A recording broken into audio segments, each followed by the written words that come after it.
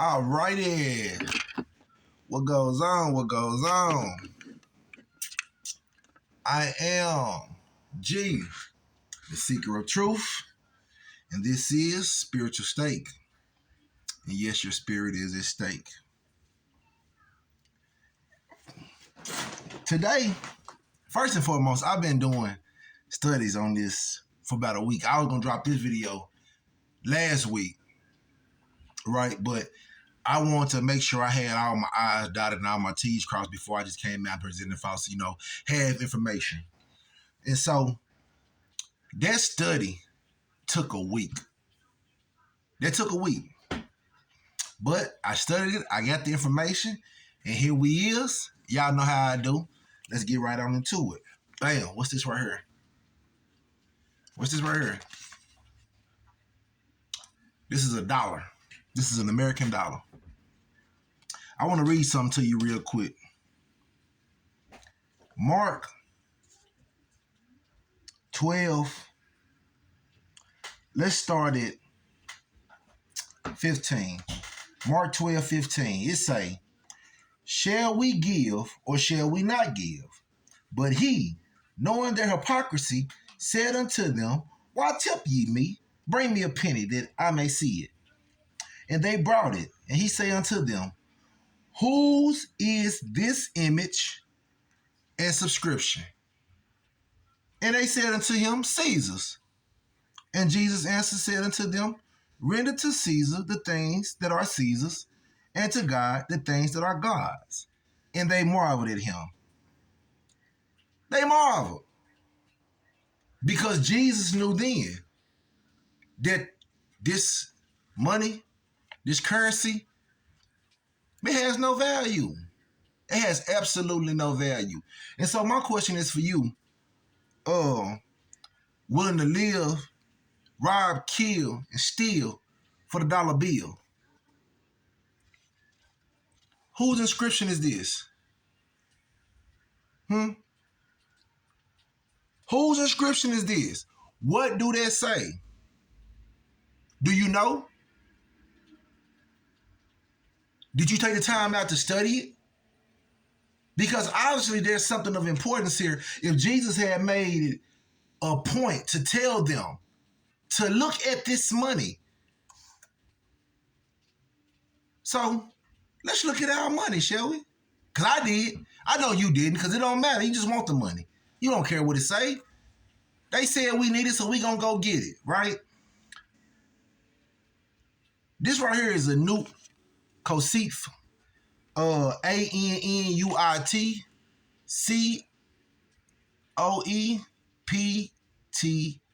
COEPTIS. This is Latin. This word is Latin. And if you like me, I'm thinking, why is there Latin on our American currency? On the US dollar, why is there Latin on here? And then here at the bottom it says, Novos Ordo Circulum. And y'all already know how I am. My pronunciation ain't good. Hey, but if you got a dollar in your pocket, you take it out, you flip it over, look at the back of it, and you pronounce it how you want to pronounce it. But I looked these words up because I was focused more so after I found out about the Latin on there. This is a real dollar. I mean, you got a dollar in your pocket, pull it out, you can flip it over and do the same thing. This ain't no AI dollar. This ain't no AI generated dollar. This is a real dollar. So I flipped this over and I translate this Latin over here, and it's he nodded, he began. That's the actual official Latin translation of it. Is he nodded, he began, right? That's the new Cosip. Cosipis. Maybe. That sound about right. That's what I'm going to say it is anyway. And like I say, you look it up and say it how you want to say it. It don't matter to me as long as you look it up. It don't matter if you find something and it say that I was wrong. So, you found it. You took the time out to go look it up. I did what I was supposed to do. All right, let's get into it. So, it say he nodded as he began. Another translation of this here this Latin on this currency is he favors our undertakings. Who is he? At the bottom, the novus ordo circulum, rum. I don't know. Anyway, it's a new order of the ages. And so I'm sitting here looking, and then on this thing it say, "In God we trust." It's on the back though. And so I'm looking at this, and I look here at this pyramid, and I'm thinking like, well, what's going on with this? Because we all done seen this before. We've all had our own theories about it. What this detached pyramid at the top with the eye and the rays of sun around it is. And so I looked it up because I know you didn't. I looked it up, and this has been called the Eye of Providence, right? Eye of Providence. Providence, has been a term also incorporated or mentioned when speaking of God. This thing is also called the all-seeing eye, as we have all heard. And maybe that's true because this money be everywhere. See everybody's hand. In some shape, form, or fashion, money see everybody's hand, but it be everywhere. But this is also called the Eye of Horus. This little thing right here, this is what this is. The Eye of Horus. And so, I'm like, who is Horus? So I looked it up. And Horus is, according to Egyptian mythology, an Egyptian god. And so I sit here and I'm like, this is an American dollar, US dollar, with Latin inscriptions on it and a symbol of an Egyptian god, right? A symbol of an Egyptian god on the American dollar. And like I say, we bust our ass for this money. We'll rob for this money. We'll steal for this money. We'll kill for this money. We'll sell dope for this money. We'll break in houses for this money. We'll stand out on the corner selling lemonade all summer for this money. We'll do hair. We'll flip 4, 5 different hustles to make sure we got a lot of this. A lot of this. And we don't have any meaning of it. We don't have no idea of it. And at the end of the day, we can't do nothing with this. This is totally useless. You think a dude that got 50 million and terminally ill, you think he care about them 50 M's that he got in the bank, knowing that all that money can't do nothing to save him? Ain't that something? You spend your whole life chasing a buck, chasing a dollar, and then when you in a situation to where you need something, all the money you got can't do nothing for you. And then you want to call on God. That's when you want to call on God. Or in y'all case, you want to run a holler at Jesus and then say, well, Jesus didn't come. Shit. Who gonna come to somebody you have avoided me for 20 plus years? You have pursued the dollar for 20 plus years. When you was racking up and stacking up, it wasn't no thank you, like, thank you. That wasn't on your mind. It was just grinding to get another dollar. Work to get another dollar. Well, you got what you worked for. But what is it worth?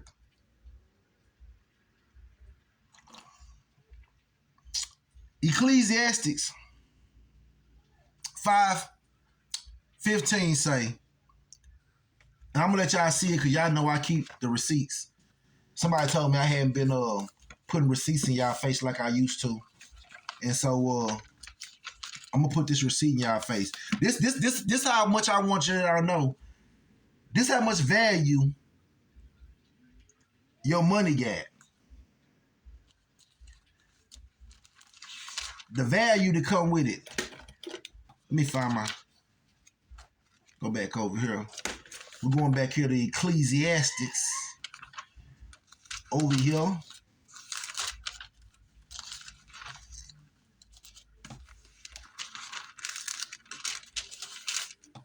All right.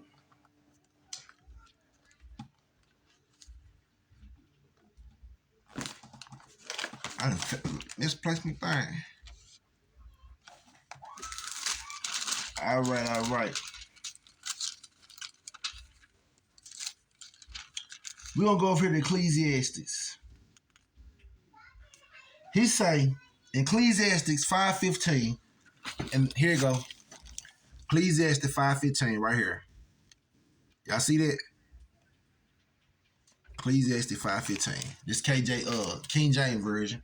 He say, as he came forth of his mother's womb, naked shall he return to go as he came, and shall take nothing of his labor, which he may carry away in his hand. I'm going to read that again because somebody, it didn't hit you. It say, as he came forth of his mother's womb, that means the way you came in this world, naked shall he return as he came. That means you're going to go the way you came, butt naked, without a dollar to your name, and shall take nothing of his labors, which he may carry away with his hands.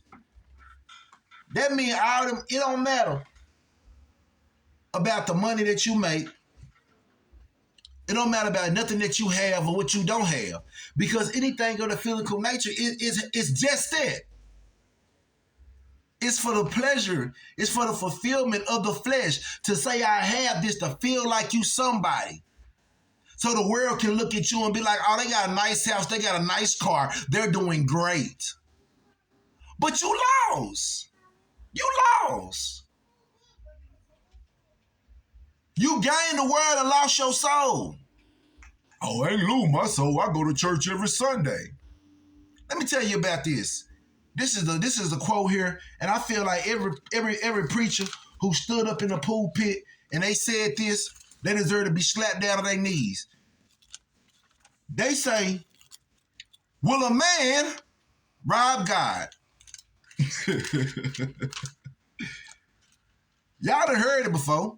You done been in the church. Don't look at me like I'm tripping. You done heard it. Right when they get ready to do offering time, they tell you, will a man rob God? They ask you that. They subconsciously planning in your mind. And you sitting up here asking yourself, well, how a man rob God? And before you can ask yourself that question, they answer for you. They say, in your tithe and in your offerings. And then they pass the tray around. They make you feel like if you don't put some money in this silver tray, you have just robbed God. Because you got money in your pocket, or you got money in your purse, or you got money in your pocketbook. And they send a tray around, and they ask you, will you rob God?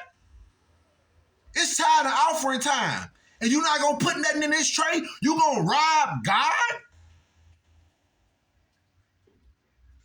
That's bogus.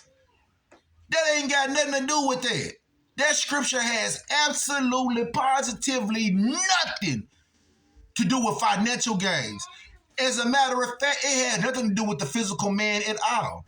If you go back to the scriptures, that's before that, up here at the one they don't read, Malachi 5, it's saying, I will come near to you to judgment, and I will be a swift witness against the sorcerers and against the adulterers and against the false swearers and against those that oppress the hirelings in his wages. That is the only part of this whole paragraph that say anything about money. When you are cheating those who work for you out of their wages. But as far as you not digging in your pocketbook or digging down in your wallet and throwing a dub in a tray or throwing a $100 in a tray, it ain't got nothing to do with that. How you know, G? Well, the Bible tell you that God is a spirit, and to serve him, you must serve him in spirit and in truth. It don't say money. Matter of fact, it say for the love of money is the root of all evil. If a person was to ask me what I thought, I'm under the inclination to believe that shit, money is the mark of the beast. Look what niggas doing for money. Look what people doing for money.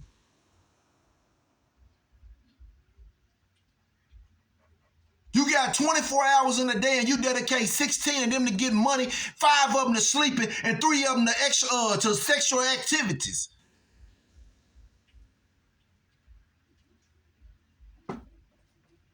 You can't get nowhere without no money. You can't get no gas.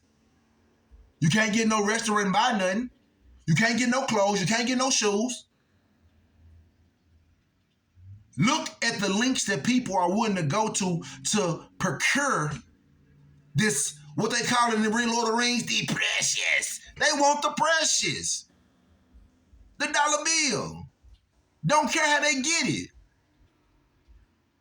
Because they need it, because the world say this is what you need in order to be successful. But the Bible telling you every day, all day, that God is a spirit, and in order to serve him, you must serve him in spirit and truth, and you still out here busting your ass for $1.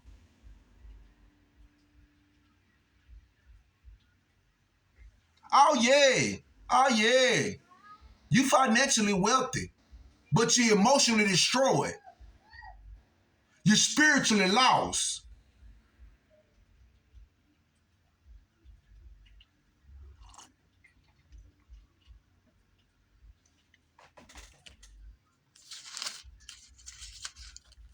Having money is just having money.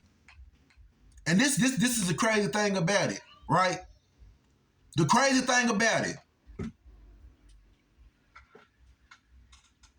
if you take some money and you burn it up, they gonna hit you with a federal crime. That's how serious they is about money. Serious they is about money.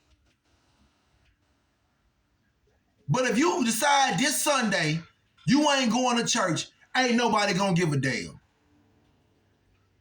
You think the federal government gonna come to your house and be like, you need to go to church? They don't care.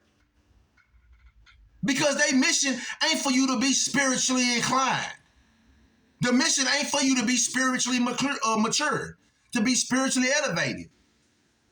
The mission is to keep you in a position and have you thinking that money is going to solve all these issues, the pursuit of money, the ever elusive pursuit of happiness, and people can't get it because they trying to get it through physical means. I got all this money, I can't sing to be happy. Because you don't know nothing. It ain't your fault. I place blame on the churches. I place blame on the households.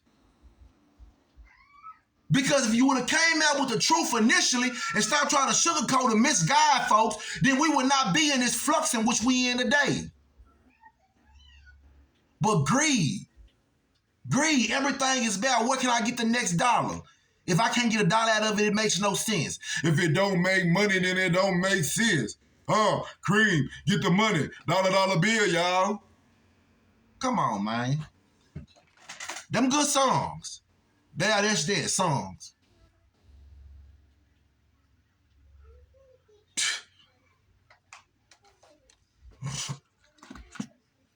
Put your time into something that means something. Even if you ain't putting your time into nothing but sitting at home trying to find stuff to fight me with. At least that's time you putting in. Because they say you rob God with your tithes and your offering. He go down to 6, he say, for I am the Lord, I change not, therefore ye sons of Jacob are not consumed. Even from the days of your father, ye are gone away from my audience. He didn't say from the day of your father, you ain't been paying me. Y'all ain't been giving me my 5s and my 10s. He said from the day of your father gone away, y'all have left the audience. The initial agreement, the covenant that was made between back when the land was flooded. What they call it, the covenant that made with Moses.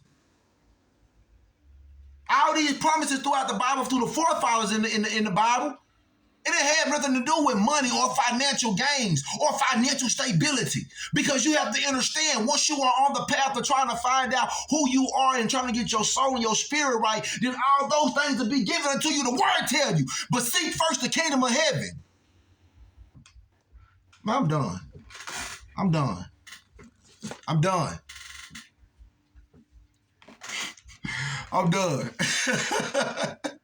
Because it's too plain, it's in black and white, and you rather go by what you done heard than sit down and go into the word and do it yourself and find it yourself. To see it yourself. Too scared to live your own truth. You say, I am living my truth. All I care about is the money. Or I am living my truth. I'm not lying about who I am. And to you, congratulations. But everybody run from the truth. The truth is something that's just like this pursuit of happiness is ever elusive. You work 40 hours a week. Out of all them hours you work a week, how much time you put in to get your spirit right? Out of all them 40, I ain't talking about when you go to church on Sunday for worship service. That don't count. I ain't talking about Bible study. That don't count. Because you ain't studying. You just sitting there while somebody else reading. But when have you, at them 40 hours a week, that you can dedicate and go up here and chase this dollar, did you chase this word? Did you chase this bread? Because you going to chase this or you going to chase this. And here go the tricky part. If you chasing this, you going to lose this. But if you chasing this is going to come. I'm G, the seeker of truth. This spiritual state, stay elevated.